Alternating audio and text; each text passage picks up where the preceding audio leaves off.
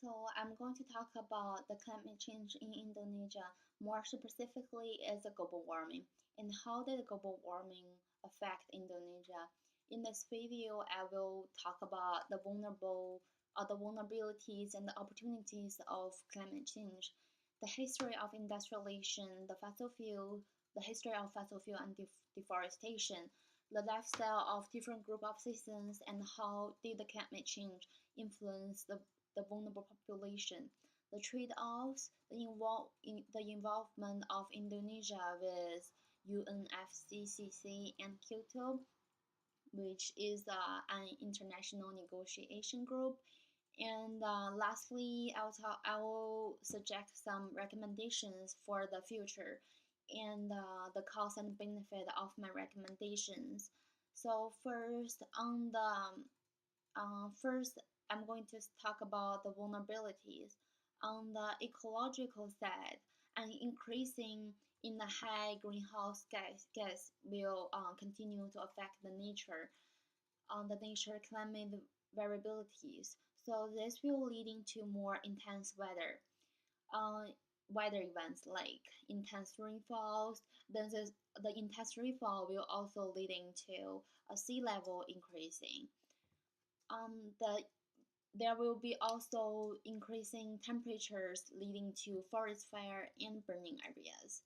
The sea level rise will most likely to affect the fish production, which is on the economic side, is decreasing the fish production and leading to a decrease overall GDP in Indonesia. So the livings got smaller, or the living lands got smaller, especially because the country is encircled by the sea. So decreasing coastal livelihoods and farming will slow down the country's development.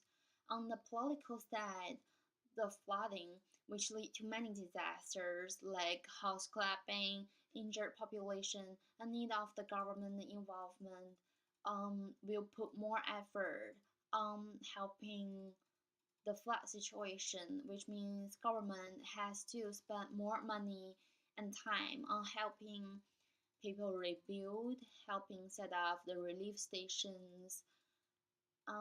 So on the culture side, waterborne disease, diarrhea, infection disease threatens Indonesia's biodiversity and the environment. So the low distribution on food production will lead to a poor nutrition, the death rate increasing, and the loss of Indonesia's population. On the social side, more Indonesia's population infrastructures and the agriculture lands are located around the coastal area. So the loss of agricultural land because sea level rise affect the low coastal areas. But there are also the good side, like the opportunities, the adaptation plan that government gave to help the Indonesia people, like like the reduction deforestation by planting more trees in Indonesia, like the adaptation plan, government help, sustainable fisheries to development government helps sustainable fishermen to development includes encourage the encourage the growth of agriculture production to lighten the pressure on the marine fishermen.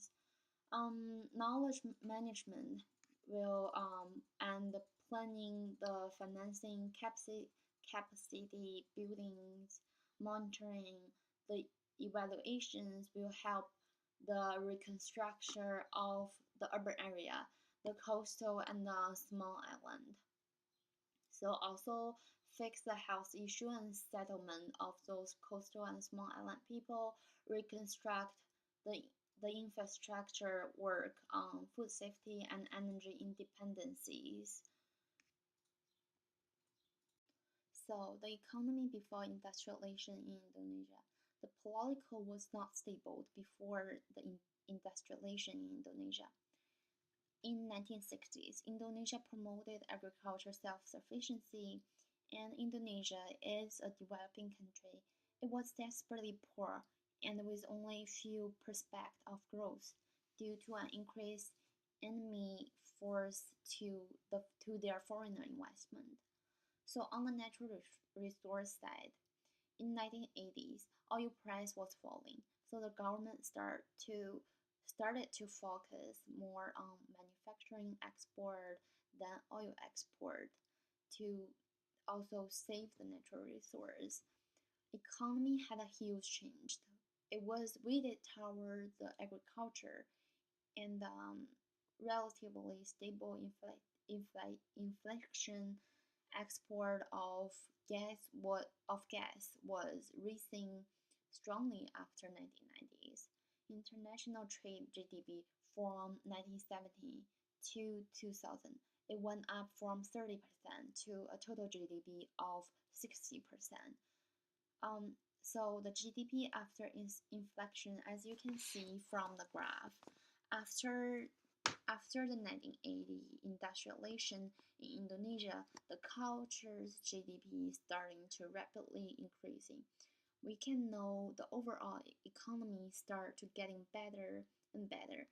So we will say industrialization speed up Indonesia's economic development. So the urbanization and deforestation up to 1966, 75% of Indonesia territory was still covered by green. The forest sector became the second highest contributor of foreign exchange in Indonesia economy. The amount of the forest trade was right below the oil and gas. The average deforestation rate per year estimated from 1982 to 1993 reached to about 2.4 million. For the forest degradation to be reduced at the degree level, the effective forest management is decisive. And in 1970s, the growth pressure, in fact, urbanization led to the rapid movement in industrialization. So the fossil fuel burning. In 1965, fuel subsidies alone observed 20% of the total revenue in Indonesia. From 1975 to 2008, the fossil fuel energy consumption percentage was rapidly increasing. The fossil fuel energy consumption in Indonesia was about 65.53 in 2010. It was the highest value in the past 39 years. So fossil fuel CO2 emission in 2008 with 11 million metric tons of carbons. Indonesia rank Indonesia's ranking is the top 15 in the world. Indonesia's attention to reform fossil fuel subsidies.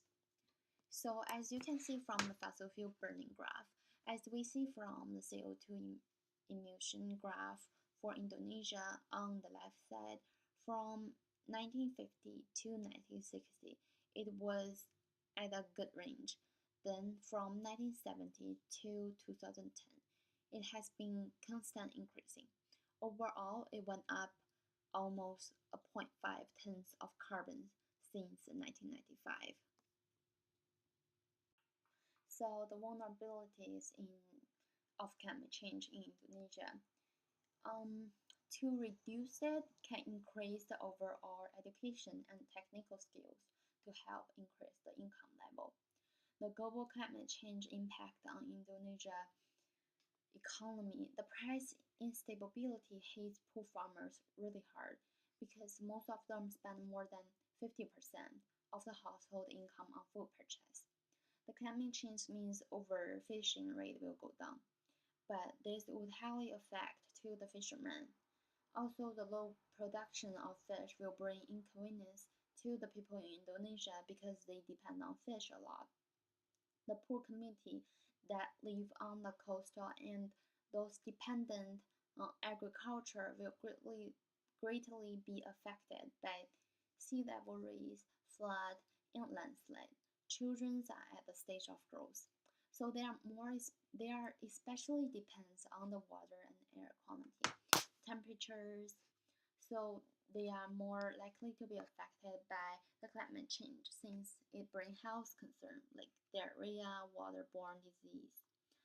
Women die in a greater number of disasters, but they are more dependent for their livelihood and natural resources that are threatened by the climate change in Indonesia. The indigenous people have to face to rebuild houses and loss of their personal value caused by flood. So, the UNFCCC. The full name for UNFCCC is the United Nations Framework Convention of Climate Change. Indonesia joined this program in 1992, June 5th. And Indonesia is the top 5 country that being affected most by the global climate change. So they are concerned a lot on the global warming and strongly support the UNFCCC program. Indonesia also adopted the Kyoto Protocol. So in September 2006, it was suggested Indonesia to holding the COP13 conference. It helped set up the course for international action. Also on the domestic reform, the 13th conference was hosted in Bali, 2007. The purpose of the meeting was to start a continued discussion on climate change issue. So after that meeting, Indonesia became a leader to help address the economic cost and the financial influence caused by climate change. There are some major instances of Indonesia on climate change, as listed in the timeline. In 1998 July, Indonesia signed the Kyoto Protocol. It is an international agreement linked to the UNFCCC to build the emission reduction target. In 2004 July, Indonesia starts the ratification process for Kyoto Protocol. It was the first OPEC country to start.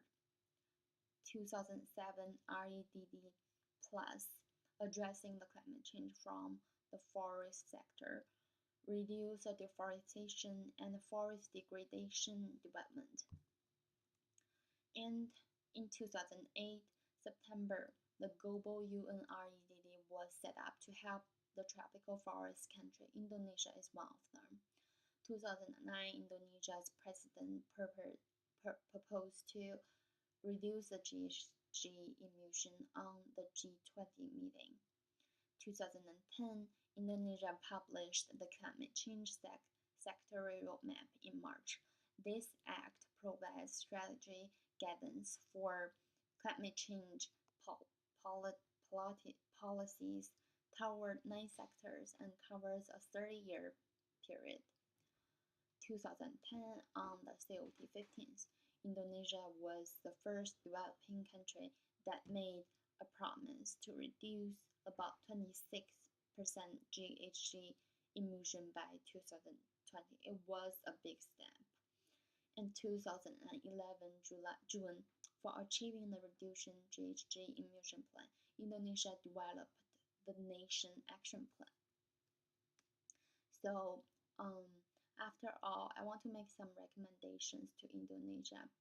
First, help living residents by encourage volunteers to help rebuild, provide free or give discounts to vulnerable population on medical support, encourage the fishermen to find their jobs since sea level rise highly affect their livelihood, help save the agricultural land, can set relief station take in the population that was influenced by global warming, continue the relationship with UNFCCC and Kyoto obviously, set target on the UNFCCC meeting, show support from Indonesia to other countries that are involved with UNFCCC, work more on food safety and security. Also can encourage tourists to plant trees. So the tourists, they can carve their names on the trees. So they can see it as a souvenir, and it also helped Indonesia to solve the deforestation problem at the same time.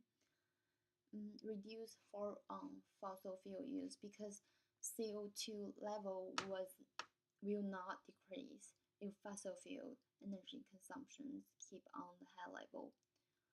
Support women and children in Indonesia that were influenced by the global warming. Support children child care and help women find jobs. Take in the injured children and women in the relief station. But there are also the cost and benefit side on the recommendations I made. The cost side are reduce forest fuel, fossil fuel use means the economy will go downward and the GDP of Indonesia will also slowly decrease. And a need of a lot workers, money, and time also need person like doctors to involved with the setup of the relief station to take care of the injured people. It is hard to get enough volunteers to help the coast living rebuild their homes. There are a lot of lands that were destroyed by the sea level rise and flood. So rebuild agriculture lands means need to remove the coastal land to inner side of Indonesia because the sea level continue to increasing. There are not enough land can be used for agriculture in Indonesia in the inner side. And take actions on the food safety means a lot of food will be wasted and need agriculture to plant more food. Money is always a big thing. Government cannot use all of the money to support the global warming issue. Encourage tourists to plant trees and curb names. This could be a social concern, even though I think it is a really good idea, but because there will be group of people disagree with curb names. But there are also the benefit side on the recommendations. So fossil fuel reduction will help the country to save their natural resource. Children care, or child care and support women means help with the vulnerable population and the future of Indonesia. The growth of forest will give more animal homes, and obviously the country, the weather condition and the natural disaster will be the level of disaster will be lower if the forest if there are more forest growth. Use volunteers group like can save money for government.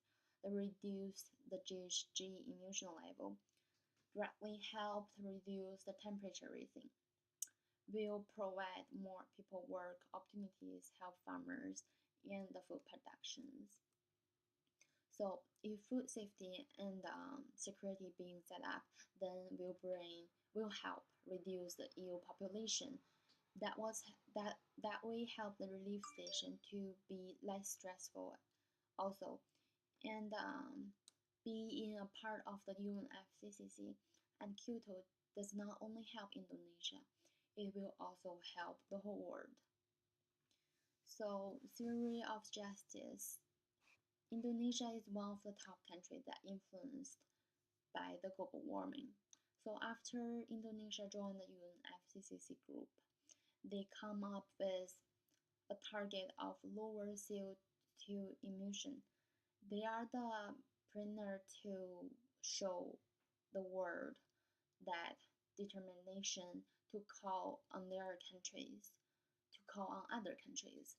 As a developing country, Indonesia's government shows their full support by come up with many solutions like government adaptations that help sustainable fishermen's development include encourage the growth of agriculture production, knowledge management, planning, and financing. Monitoring and evaluation help the reconstruction of urban area, coastal area, and small island. On the same time, need a fix of the health issue. So the future of the vulnerable population. The relief station will help the indigenous population to recover and give them life support. Also, a short-term home for them. For women and children, help them find job, give children more care, sometimes solve or same time it will solve the food safety issue to reduce the probability of illness, help the population that live by the coastal to rebuild their home, lower the overall GHG emission level to slow down the global warming problem, to give Indonesia a better home to live.